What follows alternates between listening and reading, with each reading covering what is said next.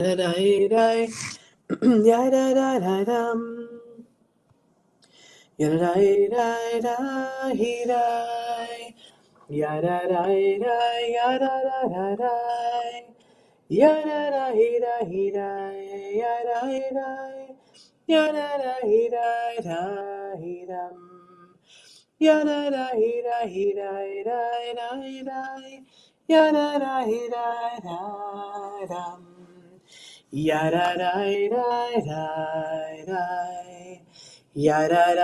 ya da da he dum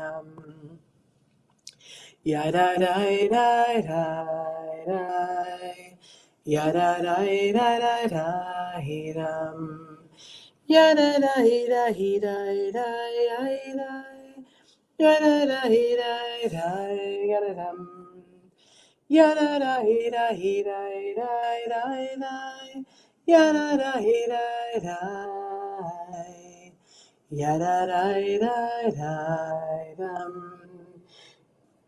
ya da da he ya da da dum ya da da he Boker Tov, good morning. It is great to be with you this morning. We are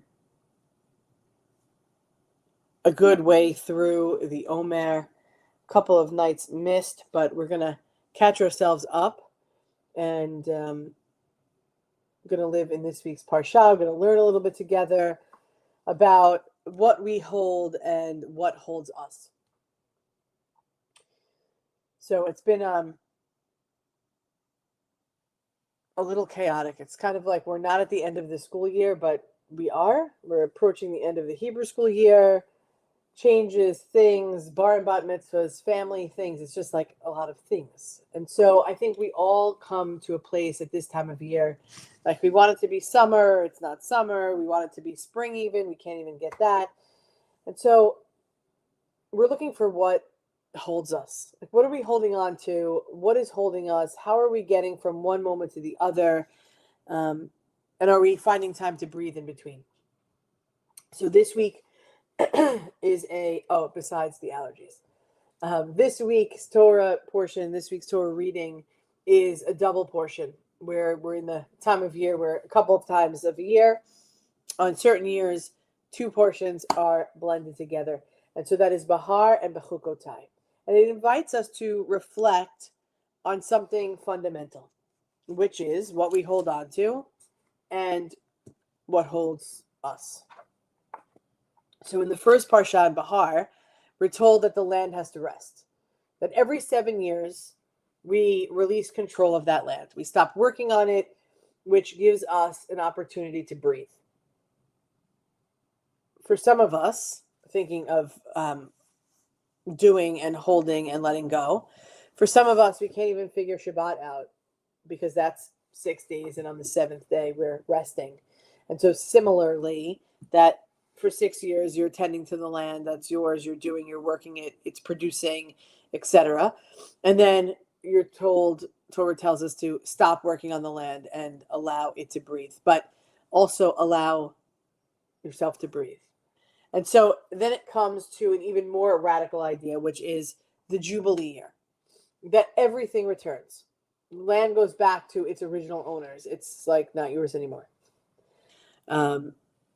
Debts are released, people return to their place. And so these are reminders, right? We're not going to tend to our land. Like imagine leaving, maintaining or manicuring your landscape, and then deciding on the 7th year, you're going to just let it go willy-nilly and let it be. I'm pretty sure that the town will come and say, please do something here before we do. But the reminder is what we think we own, we don't fully own. The Torah says it clearly, that says, the land is mine, you are strangers and settlers with me. At first, it feels a little unsettling because we like certainty. We like to control things. We like to feel that what we build is ours.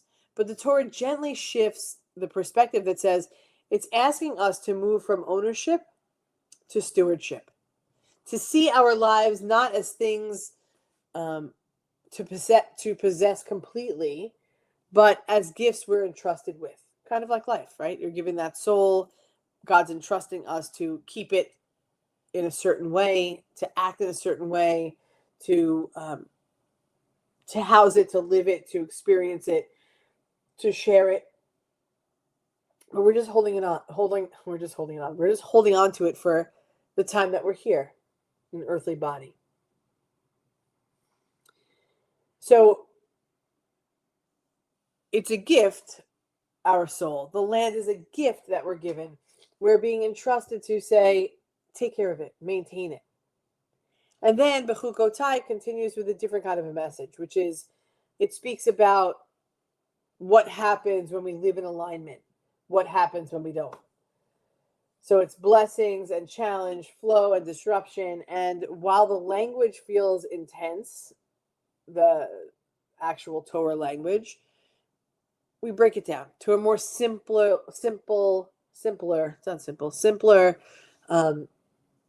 core idea, which is the way we live matters. And we know it, but sometimes we lose sight of it. It's not in a transactional way. It's not as reward and punishment, but cause and effect. When we live with awareness, we care with care and responsibility, life tends to feel more connected, more aligned, more grounded, and more whole. And then when we lose that awareness, when we act without thinking or without care for one another, things begin to unravel. It's like the tapestry of humanity in these moments. And maybe that's the connection between these two portions, that Bahar is teaching us that we need to release the control a little bit, and Bechukotai is teaching us to live with intention. So together, they ask us a question, or two, or three, or a million, which is, can we live in a way that is both grounded and open, responsible yet not rigid, connected yet not controlling? If you are like me, control is something serious. Being in control, controlling things and others, it's not so easy, right? Maybe it's not so easy for the other people. It's easier for us, or maybe it's not easy for us because others are doing whatever they want willy-nilly, and we're like, no, that's not how it's done. But the truth is, we don't control everything, but we do shape how we show up. So as we enter this thought, as we find ourselves here in Bahar Bechukotai in Torah, but on the 34th day of the Omer, we're realizing a few things. That building a foundation that lasts is imperative. Yesod Shebahod is day 34, that we should be grounded in humility. And so Yesod is the foundation. Hod is this week of humility and gratitude and acknowledgement. And so what kind of foundation are we building, and what is it rooted in? Are we recognizing that we're not the center of everything? That's reminding us to be humble. But not the kind that diminishes who you are, but the kind that like grounds you to a place that says, hey, wait, I'm standing here strong. I have some flexibility. And Hod reminds us at the same time that I didn't build this alone. I'm part of something bigger. And I'm a steward, not just of the land, but of life. I don't own everything. And so when Hod is healthy, it creates something powerful. It creates Yesod, something stable, a lasting foundation. Because life built on control or ownership or ego is not sustainable. But a life built on humility and gratitude and awareness is something that we can endure. So as everything resets, the land and life, We're reminded that everything is breathing, that everything remembers its source, because without that awareness, the foundation cracks. Yesod Shebahod, 34th day of the Omer, which is today, teaches us that true stability does not come from holding on tightly and choking it out. It begins from knowing when to release it. Knowing that we have it is, and it's not only for us. We're part of this larger system of care and responsibility and connection.